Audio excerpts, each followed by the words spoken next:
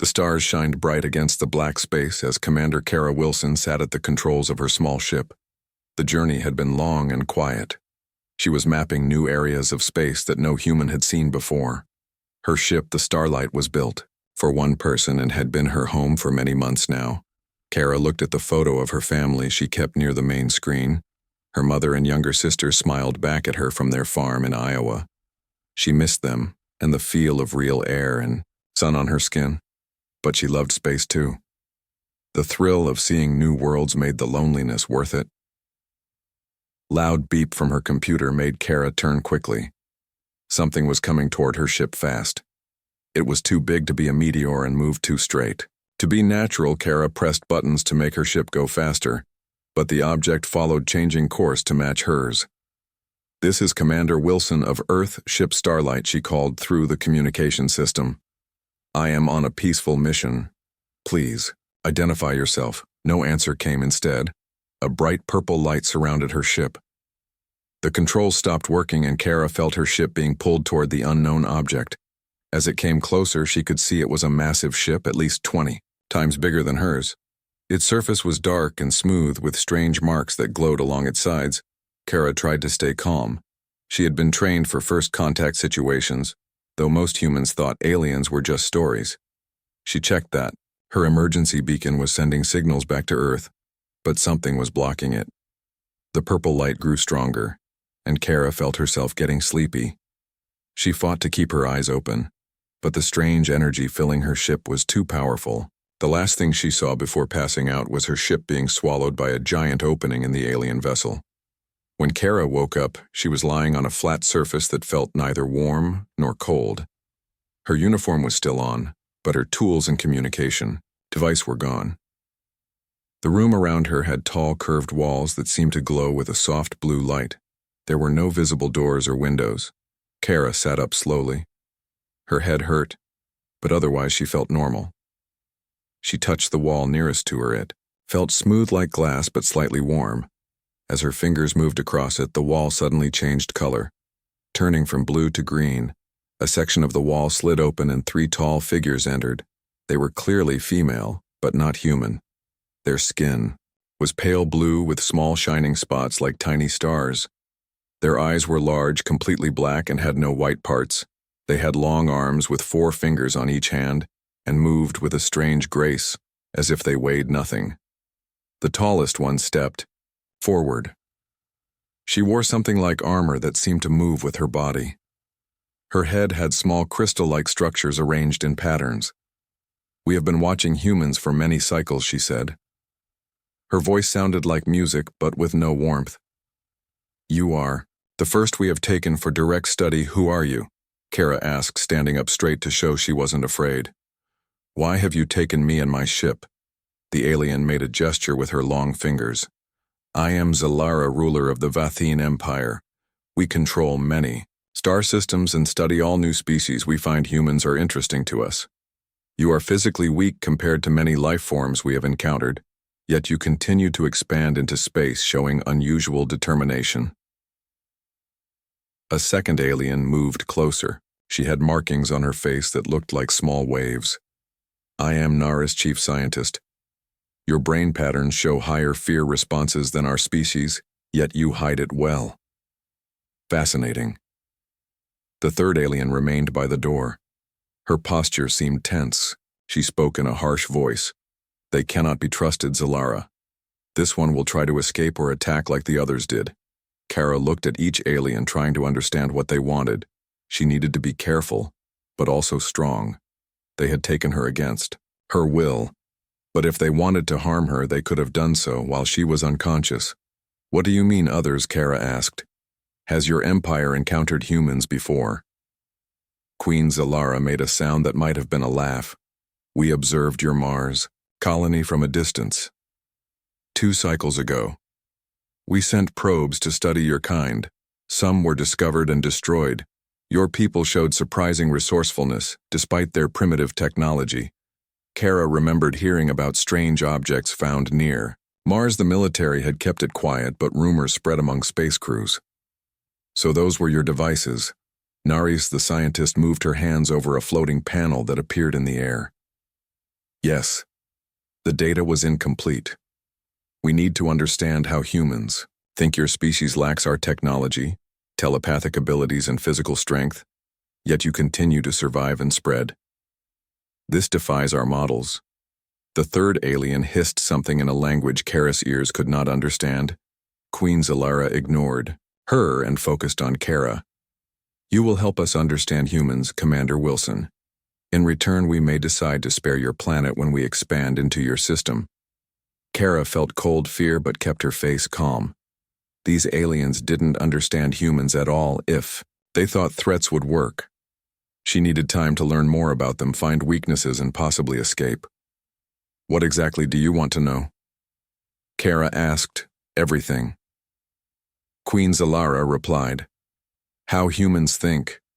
Why you continue fighting when defeat is certain. Why you explore space despite knowing the dangers, how your societies function without telepathic connection.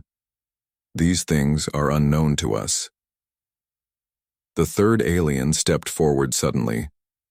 She was shorter than the others, but her movements were quick and threatening. This is a waste of time, she said.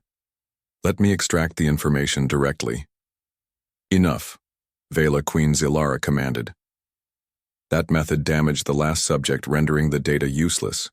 We will try this, humans' way first.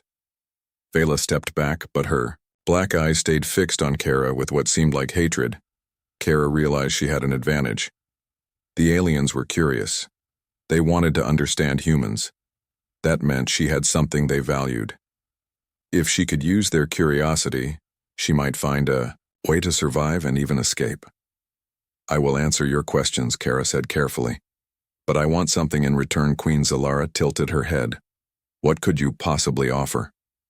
Us information freely given is more accurate than information taken by force, Kara explained. If you return me to my ship and allow me some freedom, I will teach you about humans willingly. The three aliens looked at each other. Kara sensed they were communicating somehow, though no words were spoken. Finally, Queen Zalara spoke. Very well, human. You will have limited access to certain areas of our ship. You will be monitored at all times.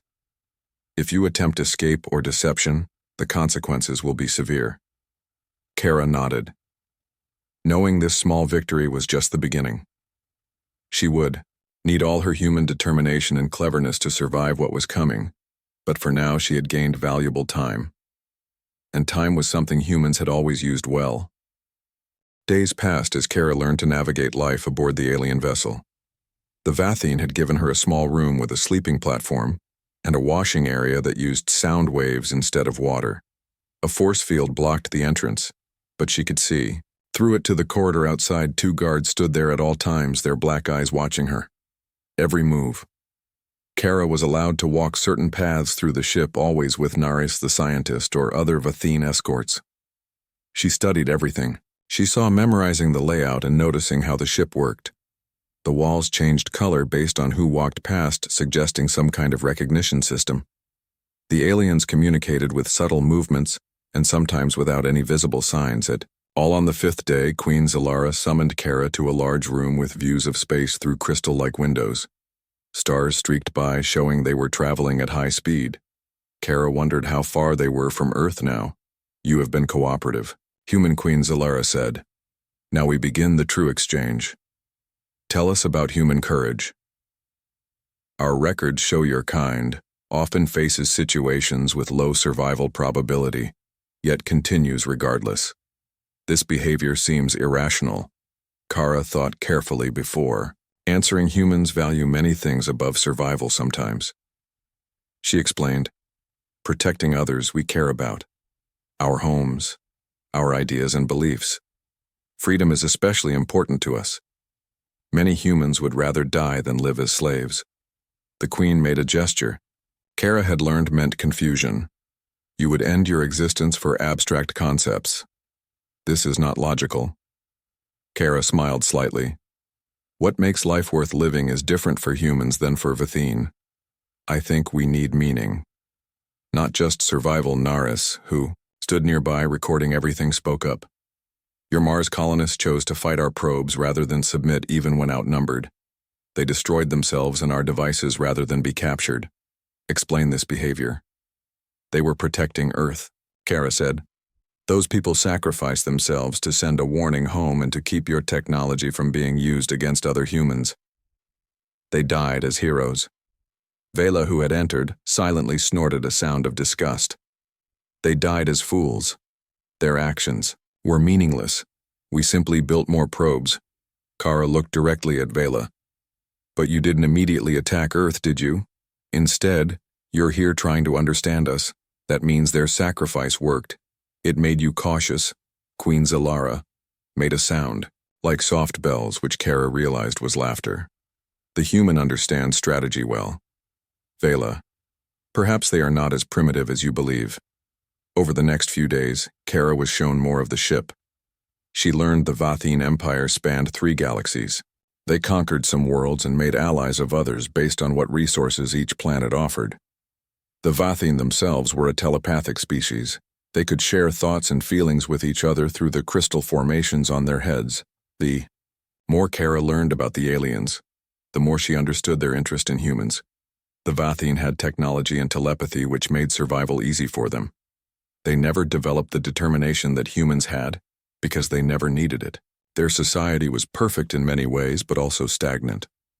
One day, while walking with Naris, Kara noticed other alien species working in different areas of the ship. They were smaller than the Vathine, with different colored skin and features. Some looked almost insect-like, others resembled reptiles. Who are they? Kara asked, pointing to the workers. Lesser species, Naris explained. They serve the Empire, some voluntarily, others not. They lack the intelligence or strength to be true. Allies, Kara watched, as the workers moved quickly, keeping their heads down when Vathine passed. Are they slaves, she asked, feeling anger rising inside her. They are resources, Naris said. Their planets benefit from our protection. Their people benefit from purpose. Without us, they would still be primitive, struggling species. Kara thought of human history, the long fight against slavery and oppression. The Vathine view reminded her of old empires on Earth that justified taking freedom from others. The more she learned, the more concerned she became about the Vathine's interest in humanity. Later that cycle, as the aliens called their days. Kara was eating the nutrition gel they provided when Vela entered her room unexpectedly. The force field disappeared, allowing the hostile alien to step inside. The Queen believes you are helping us understand humans, Vela said, her voice cold. But I see what you are doing. You study us as much as we study you. You look for weaknesses. Kara set down her food and stood facing. Vela, answering your questions honestly. That's all. Vela moved closer, her black eyes fixed on Kara's. I have studied human history from the data in your ship. You are a violent species. You destroy each other over territory, resources, and beliefs. Your kind cannot be trusted with knowledge of the Empire. Kara didn't back away, though Vela was taller and stronger. You haven't understood human history. Then she said, yes, we've fought wars, but we've also created art, music, and literature. We've cured diseases and explored space, seeking knowledge, not conquest. Humans have capacity for both great harm and great good. Just like the Vathine, I imagine. Vela hissed a sound of anger. The Vathine are superior. We bring order to chaos. We are nothing like humans are. You not, Kara asked quietly. From what I've seen, you conquer worlds and use other species as slaves. You call it order. But it's really control. Humans fought against such systems throughout our history. Vela moved, suddenly grabbing Kara's arm with surprising strength. You know nothing of the Empire or its glory. Kara winced but kept her voice steady. I know that truly superior beings wouldn't need to force others to serve them. They would lead by example, earning respect, not taking it. Vela released Kara, pushing her back. Your mind games won't work. Human Queen Zalara may be fascinated by your kind, but I see the danger you represent. I will be watching you. After Vela left, Kara rubbed her arm where bruises were already forming. The encounter confirmed what she had suspected. The Vathine were divided in their views about humans. Some, like Naris, were curious. Some, like Vela, were fearful and aggressive. Queen Zilara seemed somewhere between calculating what humans could offer the Empire. Kara needed to use these divisions. She began to speak differently to each alien, focusing on scientific discovery, with Naris appealing to Zilara's strategic thinking. And with Vela, she was careful but never showed fear, knowing that weakness would only increase. The aliens' hostility weeks passed and Kara noticed changes. The Vathine began allowing her access to more areas. She was permitted to see their engineering sections, their growing chambers where food was produced, and even their command center where officers directed the massive ship through space. Some of the Vathine began to treat her differently too. The guards spoke to her now, asking questions about Earth. Naris introduced her to other scientists who were eager to learn about human music and art. Even Queen Zilara seemed less formal during their meetings. Only Vela remained unchanged. Her hatred seemed to grow with each passing day. She watched Kara, constantly looking for any mistake, any reason to prove humans were dangerous. Kara knew she was walking a dangerous path. The more the Vathine learned about humans, the more they might see Earth as either a valuable ally or a threat that needed to be eliminated. She had to convince them of humanity's worthwhile, finding a way to warn Earth about the powerful empire among the stars. One night, as Kara lay on her sleeping platform staring at the ceiling, she heard a soft sound near the door. The force field flickered and disappeared. A small alien, one of the worker species, stood there. Its large eyes looked fearfully down the corridor. "Come quickly," it whispered in broken human language. "Others wait. Help you escape." Kara stared at the small alien in shock. How had it learned human language? Why would it risk helping her? "We must hurry," the creature whispered. "Patrol comes soon." Making a split-second decision, Kara followed the alien into the corridor. It led her through paths she had never seen before, narrow maintenance tunnels and dark service areas where the lesser species worked out of sight of their Vathine masters. They passed other aliens who watched with large, frightened eyes, but said nothing. "Who are you?" Kara whispered as they crawled through a tight space behind the main walls of the ship. "Why are you helping me?" The alien looked back, its face visible in the dim emergency lighting. "I am Miko. My people are Lintari. We were first to be conquered by Vathine many cycles ago. We serve, but we remember freedom." They emerged into a small hidden room where 5 other Lintari waited. They were thin creatures with large eyes and 6-fingered hands. Their skin was pale green and they wore simple gray uniforms marking them as workers. "This is our safe place," Miko explained. "No Vathine monitors here. We disable sensors." One of the other, Lintari, stepped forward. "You human Vathine study you. Different than others." "They fear." Kara looked at the gathered aliens. "Why do you think the Vathine fear humans?" Miko made a gesture with his hands. "We watch. We listen. Vathine speak freely around us, thinking we understand nothing. Queen worried about human determination. Scientist worried about human creativity. Vela worried about human resistance." Another Lintari, a female with a scar across her face, spoke. "We serve Vathine for many generations. They take our world, make us work. Never resist because Vathine too powerful, but human stories spread through Shipmars. Humans fought back, other species now wonder." Kara began to understand the Vathine Empire was built on the belief that resistance was futile. The story of humans fighting back, even in a small way on Mars, had created ripples of hope among the conquered species. "You want freedom," she said. The Lintari looked at each other. Then Miko nodded. "All species want freedom, but none believe possible until humans. Now there is hope. That is why Vela hates you. Human ideas, dangerous to empire." Kara felt the weight of responsibility on her shoulders. These beings were risking everything based on stories about human resistance. She couldn't let them down. "I need to contact Earth," Kara said. "Can you help me reach my ship?" The scarred female Lintari shook her head. "Ship heavily guarded. Vathine study human technology. But we can access communication system. Help send message." Hope surged through Kara, but her practical side remained cautious. "Why should I trust you? This could be a trap set by Vela." Miko pulled something from his uniform and handed it to Kara. It was her family photo, the one she kept on her ship. We took from laboratory when Vathine not looking. Miko said, to prove we enter your ship, we could have taken weapons instead. We choose peace item, to show. Trust. Kara held the photo, feeling a lump in her throat. She looked at the faces of her mother and sister, then back at the Lintari. What do you want in return for helping me? Freedom, Miko said simply. Tell humans about Lintari, about all slave species. When you return to Earth, bring help. It was a huge request. Humanity was just beginning space exploration. Earth had no fleet, no weapons that could challenge the Vathine Empire. But Kara understood the request wasn't just about military rescue.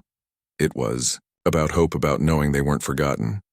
I promise I will tell Earth about you, Kara said. But we need a plan. The message must warn Earth but not provoke an immediate attack from the Vathine.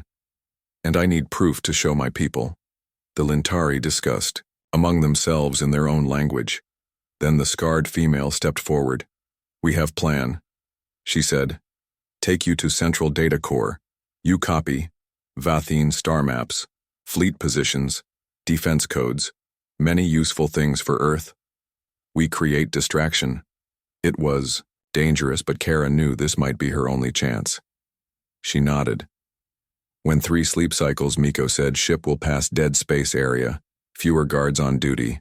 Prepare yourself for the next 3 days. Kara continued her normal routine with the Vathine, being careful not to show any change in behavior. She answered Naris' endless questions about human culture, listened to Queen Zelaris' plans for possible human-Vathine cooperation, and endured Velas' suspicious glares on. The third night, Kara lay awake on her sleeping platform. Her heart raced, but she forced her breathing to remain calm and regular. The cameras would be watching for any sign of nervousness. Right on schedule. The lights in her room flickered, then went completely dark.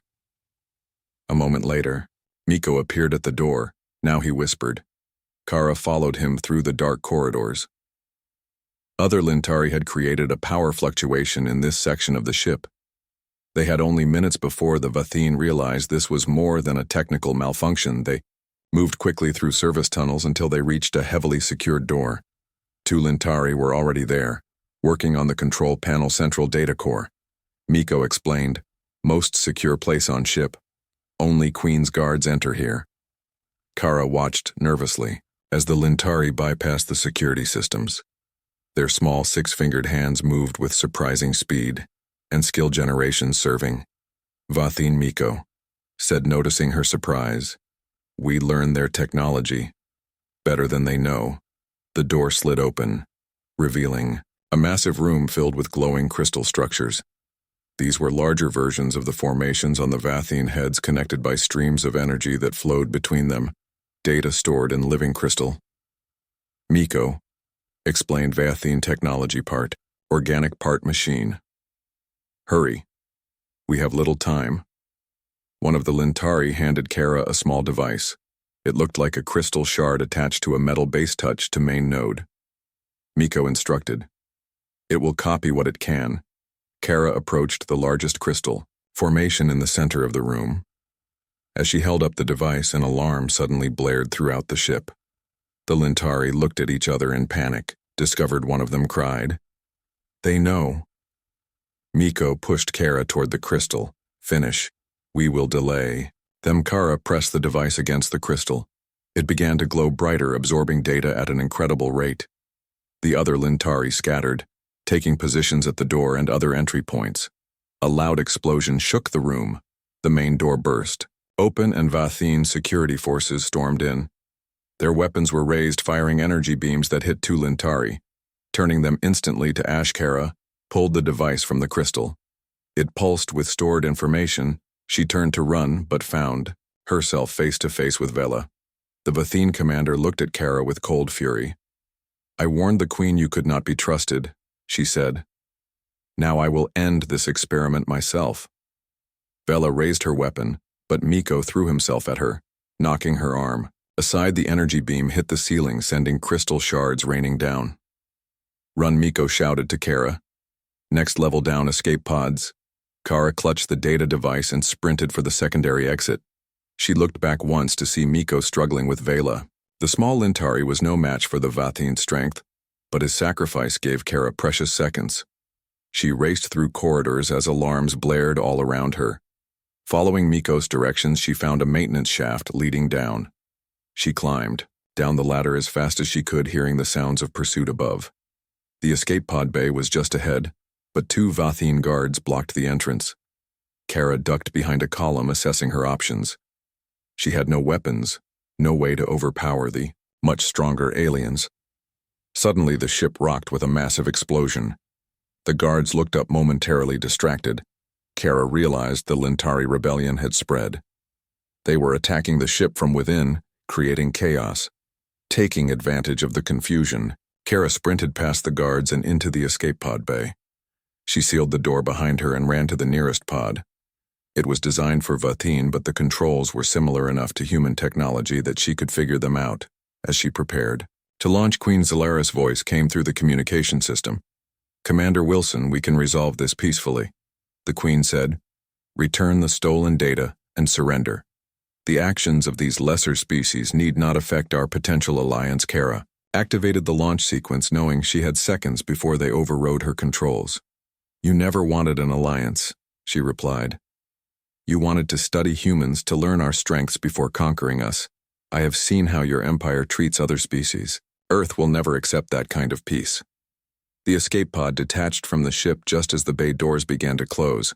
Kara felt the thrust pushing her back as the small craft accelerated away from the massive Vathine vessel through the viewport. She could see the enormous ship now. Sections of it were damaged, with fires burning where the Lintari rebellion had struck. Smaller craft were launching from the main vessel, clearly intending to pursue her. Kara checked the pod systems. It had limited weapons, short-range communication, and enough life support for maybe 2 weeks. She clutched the data device, knowing it contained information that could save Earth. But first, she had to survive long enough to deliver it. The escape pod raced through space with Kara at the controls. She had basic piloting skills, but this alien craft responded differently than human ships. The pursuit vessels were gaining on her, their weapon systems charging. She needed a plan, and fast. The data from the pod scanner showed a dense asteroid field ahead. Normally, pilots avoided such dangerous areas, but Kara had no choice. She steered the small craft directly into the field, using the larger rocks as cover. The Vathine ships followed, but their larger size made navigating the tight spaces between asteroids difficult. Kara heard impacts as space debris hit her pod, but kept going deeper into the field. Her years of playing flight simulator games as a teenager were finally paying off. One Vathine ship misjudged its approach and collided with a massive asteroid. The explosion lit up space around her. The second ship continued the chase, firing energy weapons that barely missed the pod. Kara made a sharp turn around a spinning asteroid, then cut her engines, drifting silently behind it. The pursuing ship passed by, not seeing her in the shadow of the giant rock. Kara waited, heart-pounding, until it was out of scanner range. Then she reactivated the engines and set course away from the asteroid field in a different direction. For 3 days, Kara evaded the Vathine patrols. She used minimal power, keeping life support at the lowest safe level to avoid detection. She studied the pod systems, learning how they worked. She also examined the data device she had stolen. It contained vast amounts of information about the Vathine Empire, their fleet movements, defensive capabilities, and most importantly, star maps that could help her find her way home. On the 4th day, the pod's warning system alerted her to a new problem. The life support was failing. The damage sustained during her escape through the asteroid field was worse than she thought. She had perhaps 12 hours of air left. Kara checked the star maps. The nearest system with habitable planets was still 2 days away at maximum speed. She would never make it. But the scanner showed something else, a small reading that might be a ship, not Vathine design. It was at the edge of detection range. Taking a chance, Kara directed all remaining power to the engines and communications. She sent out a distress signal on all frequencies, hoping someone friendly would hear it. The pod accelerated toward the unknown ship, draining the last reserves of fuel. Hours passed. The air grew stale as the life support continued to fail. Kara fought to stay conscious. She thought of Earth, of her family. She thought of Miko, and the other Lintari, who had sacrificed themselves to help her escape. She could not let their deaths be meaningless. Just as her vision began to blur from lack of oxygen, the pod systems detected a response to her distress call. A ship was approaching. Its design was unfamiliar. Not Vathine and not human Kara felt the pod shudder as a tractor beam locked on. She had no energy left to resist even if she wanted to. As consciousness slipped away, she clutched the data device tightly. When Kara woke, she was lying on a soft surface surrounded by bright light. She blinked, trying to focus, her lungs filled with clean, cool air. Someone had saved her, but whose face came into view. The being looked almost human, but with deep purple eyes and silver markings on bluish skin. Its expression seemed concerned. "You are safe now," the alien said in accented but understandable English. "We received your distress call barely in time." Kara tried to sit up but felt too weak. "Where am I? Who are you?" "I am Captain Lyra of the trading vessel." "Start answer." The alien smiled. "We are from the Aurelian Alliance, a coalition of free worlds beyond Vathine space. You are the first human we have encountered, though we have heard stories." Kara remembered the data device. "Where are my things?" "I had something important." Captain Lyra nodded to someone out of view, and another alien approached holding Kara's possessions, including the crystal device. "We did not disturb your belongings," the captain said, "but we recognize the Vathine data crystal." "You escaped from them?" "Yes," Kara managed to say. "They abducted me, studied me. I need to get home to Earth to warn my people." The Aurelians looked at each other with expressions Kara couldn't read. Finally, Captain Lyra spoke. "You have valuable information about the Vathine. We have been in a cold war with their empire for many cycles. They expand constantly, conquering or destroying all in their path. The Aurelian Alliance has managed to hold them back, but only just." Kara held up the data device. "This contains their fleet positions, defense codes, star maps, everything Earth needs to prepare." "Captain," Lyra took Kara's hand gently, "then we share a common enemy. We can help you return to your world, but the journey is long. Even our fastest ships would take 30 days to reach Earth space, and the Vathine will be hunting you." Kara felt despair wash over her. 30 days. The Vathine might reach Earth first. She looked at the alien captain. "Do you have communication technology that could send a message to Earth?" The Aurelian captain considered this. "We have quantum relay communication. It can send data instantly across vast distances, but the Vathine monitor all transmissions. The moment we send your message, they would know where you are, and where the message went, it seemed hopeless." Then another Aurelian spoke up. This one had more elaborate markings on their face suggesting higher rank. "We could use the dispersal network, Captain." The fleet admiral said, "We send identical messages to 50 different systems simultaneously. The Vathine could not pursue all of them." "Captain." Lyra nodded thoughtfully. "It might work, but we would need to encrypt the data, ensure only Earth could read it for the next several days." Kara worked with the Aurelian communications team. They prepared her warning message and encrypted it using a code only Earth Space Command would understand. They copied the Vathine data, adding instructions on how to use it. The Aurelians provided additional information about Vathine weaknesses they had discovered. While this work continued, the Stardancer traveled deeper into Aurelian territory away from Vathine patrol routes. Kara learned about the Aurelian Alliance, a collection of 12 species who had joined forces after experiencing Vathine aggression. Unlike the Empire, they valued freedom and cooperation. Each world maintained its own culture and government while contributing to their shared defense. Captain Lyra introduced Kara to the ship's crew. Members of 6 different species worked together efficiently. Their technology was impressive in different ways than the Vathines. Where the Empire focused on weapons and control, the Alliance developed communication, healing arts, and sustainable energy. They have quantitatively more power.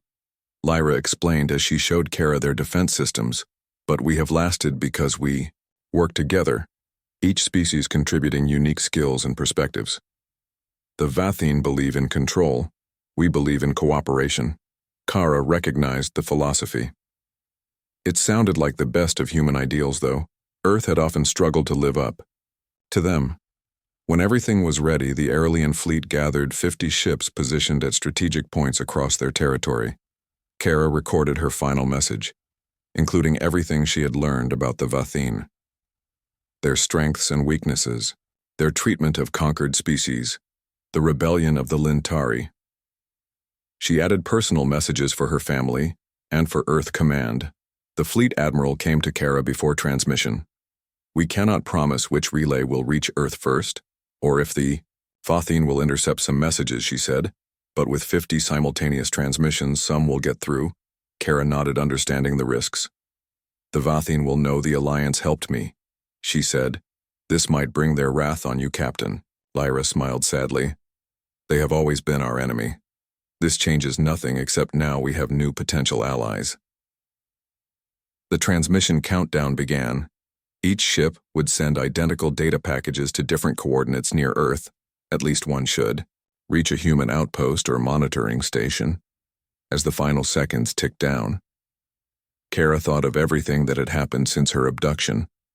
The Vathine had taken her to study human determination, but they had instead awakened something more, maybe. Connections between different species united in the desire for freedom.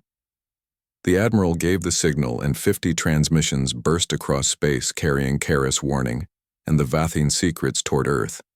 Now they could only wait and hope. Immediately, after transmission, the ships detected Vathine vessels changing course. The Empire had been monitoring as expected. They would trace the transmissions, try to intercept. They might even attack the Aurelian Alliance directly. Captain. Lyra showed no fear. As she ordered her crew to battle stations, "This is not your fight anymore, Commander Wilson," she told Kara. "You have done what you came to do. Now we will ensure you live to see your home again." The Stardancer and other Alliance ships moved into defensive formations. The coming battle would be difficult, but they faced it with resolve. Their freedom, their very way of life, depended on standing against tyranny. Kara watched the crew prepare. She was no longer just an observer. She requested permission. To help offered her knowledge of Vathine tactics, Captain Lyra assigned her to the tactical station, where she could assist in planning their defense. As the first Vathine warships appeared on long-range scanners, Kara felt something unexpected, a sense of belonging. These aliens from across the galaxy shared more with humanity than the Vathine ever could. They understood the value of freedom, of cooperation, of standing together against overwhelming odds. 3 months later, the Earth Defense Station orbiting Mars detected an unknown ship entering the system. Its design matched nothing in human records, but it was sending an identification signal using Earth protocols. The signal included a name: Commander Kara Wilson. Missing for nearly 6 months, presumed Dead Space Command scrambled fighters to intercept but kept weapons locked. Admiral Kate Foster watched from the command center, hardly daring to believe the readings. "Send a direct communication." She ordered open visual channel. The main screen flickered, then showed the bridge of the alien vessel. In the center stood Kara Wilson, looking thin and tired, but very much alive. Beside her was a blue-skinned alien with silver markings on her face. "This is Commander Wilson requesting permission to approach Earth Station," she said. "I have returned with allies." Admiral Foster stared in shock. "Wilson, what happened to you?" "We received your transmissions." But Kara smiled. "I have quite a story to tell, Admiral, but first allow me to introduce Captain Lyra of the Aurelian Alliance. She and her people helped me escape the Vathine. They fought to ensure I could return home." The Admiral studied the alien captain, then nodded. "Permission granted. Welcome back, Commander, and welcome to Earth Space, Captain Lyra. The Alliance Council is eager to meet with you." 2 days later, Kara stood before the United Earth Council. The chamber was filled with representatives from every nation. She had spent hours debriefing military leaders and scientists about the Vathine Empire and the Aurelian Alliance. Now it was time to address the political leadership. She wore her formal uniform, newly replicated, to replace the one worn ragged during her journey. Behind her stood Captain Lyra and 3 other Alliance representatives. They wore their ceremonial attire looking both alien and dignified, distinguished representatives of Earth. Kara began. My mission to map unexplored space led to first contact with 2 advanced civilizations. 1. The Vathine Empire represents a direct threat to human freedom. Their philosophy of conquest and control stands against everything we value. They view other species as resources to be used or threats to be eliminated. She activated a holographic display showing the Vathine fleet positions relative to Earth. Thanks to the data we obtained, Earth has time to prepare. The Vathine are powerful, but not invincible. Their expansion toward our system will take approximately 3 Earth years. They are methodical, preferring to study potential conquests before attacking. Captain Lyra stepped forward to stand beside Kara. The Aurelian spoke in clear English. Having studied the language during their journey, the Vathine fear humans. She said they fear your adaptability, your determination, your willingness to sacrifice for ideals. They have conquered many species who surrendered rather than fight, but the stories of human resistance on Mars concerned them deeply. They abducted Commander Wilson. To understand this human trait, a council member raised her hand. Commander Wilson, the transmissions you sent mentioned other species enslaved by the Vathine Empire. Is this correct? Kara nodded, thinking of Miko and the brave Lintari. The Vathine have conquered over 20 intelligent species. Some serve as laborers, others provide resources. Some species have been part of the Empire for generations, knowing nothing but servitude. But they have not forgotten the concept of freedom. When they learned humans had resisted Vathine power even in a small way, it sparked hope. Murmurs spread through the chamber. The implications were enormous. Earth was still developing its space capabilities. Military leaders had already begun studying the Vathine data planning defenses. The prospect of facing such an advanced empire was frightening. Another council member spoke. Are you suggesting we go to war, Commander? That Earth with its limited fleet challenged this vast empire? Kara shook her head. No, sir. I'm suggesting we join the Aurelian Alliance. Captain Lyra and her people have fought the Vathine for generations. They have technology, experience, and resources Earth needs. They also share our values of freedom and self-determination. With humanity joining their alliance, both sides become stronger. The Aurelian admiral who had accompanied them stepped forward. We do not ask Earth to fight alone. She said we offer partnership technology, exchange defensive systems. The Vathine are powerful because they stand alone taking what they want. We are powerful because we stand together, each bringing unique strengths. The council chamber erupted in discussion. Some representatives looked excited, others fearful. The prospect of joining an interstellar alliance was beyond anything humanity had prepared for. Kara waited for the noise to subside, then spoke again. I have seen both paths the universe offers us. The path of the Vathine, who believe in dominance and control, or the path of the Alliance, who believe in cooperation and freedom. I know which future I choose for humanity. For hours the council debated. While they discussed, Kara stood in a quiet anteroom with Captain Lyra. The Aurelian looked out the window at Earth visible from the orbital station. Your world is beautiful, she said. So much water, so many different environments. I understand now why humans develop such adaptability. Kara smiled. After months in space, it looked even more precious to her.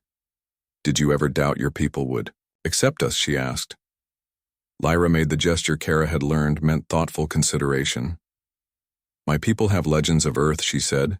Ancient stories speak of a world where life flourished with incredible diversity, where beings evolved who could adapt to any challenge. The legends say when these beings join the Great Alliance, the balance of power will shift.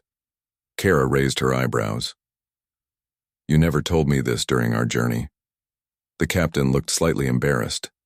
Legends are not facts. Commander, I did not wish to influence you with ancient stories, but standing here, seeing your world, seeing how quickly your leaders grasped the situation, I wonder if the legends might be true. Before Kara could respond, Admiral Foster entered the room. The council has reached a preliminary decision, she announced. They will form a special committee to establish formal relations with the Aurelian Alliance, and they want to begin technology exchange immediately, starting with defensive systems. Captain Lyra bowed her head. This is welcome news. The Alliance Council will be pleased. Admiral Foster turned to Kara. Commander Wilson, the President has requested your presence. At a special ceremony tomorrow, you will receive the United Earth Medal of Honor and a promotion. To Captain, you will serve as Earth's first ambassador to the Aurelian Alliance if you accept. Kara felt overwhelmed. Ambassador. She was an explorer, not a diplomat. But she had lived among the Aurelians, learned their ways. She understood the threat. They all faced. I accept, she said. The next day, as Kara stood before the world leadership receiving her medal, she thought of everything that had brought her to this moment. Her capture by the Vathine, the sacrifice of Miko and the Lintari, the courage of Captain Lyra and the Aurelian fleet. The Vathine had abducted her to study human determination. They never understood that this quality was strongest when humans fought for something beyond themselves. 2 years later, the Earth Defense Fleet gathered. At the edge of the solar system, new ships built with Aurelian technology stood alongside vessels from 6 Alliance worlds.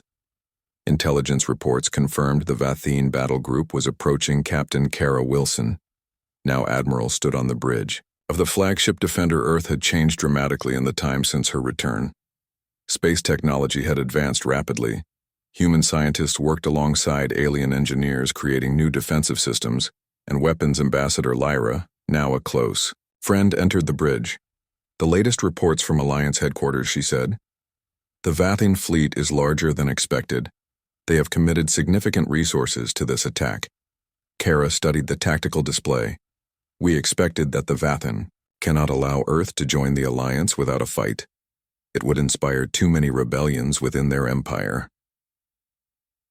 On-screen ships from other Alliance worlds moved into formation. Their designs varied, reflecting the unique approaches of each species, but they functioned as one coordinated force. This is what the Vathine will never understand. Kara thought they believe in forcing uniformity. The Alliance celebrated diversity, finding strength in different perspectives and approaches. The sensors detected the first Vathine ships dropping out of faster-than-light travel.